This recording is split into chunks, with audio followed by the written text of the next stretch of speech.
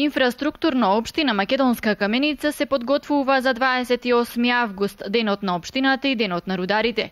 Нова уличка ќе добие централното градско подрачје, каде на 28 август ќе биде поставен возен парк на рударски машини, активност која општина Македонска Каменица ја реализира заедно со рудникот Саса.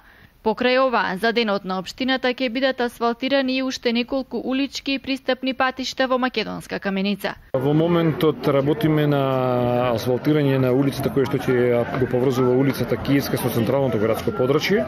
Таму течат интензивно градежните активности.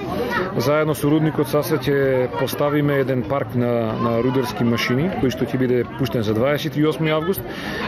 Значи при крај се улиците и планираме за 28 август да бидат завршени, а тоа е до Карадачка мала, до Струјевска мала, како и еден крак на улицата Каменичка, така да неколку инфраструктурни проекти ќе бидат завршени за денот на општината и денот на рударите. Средствата за реконструкција и изградба на овие улици и патишта се обезбедени од буџетот на општина Македонска Каменица.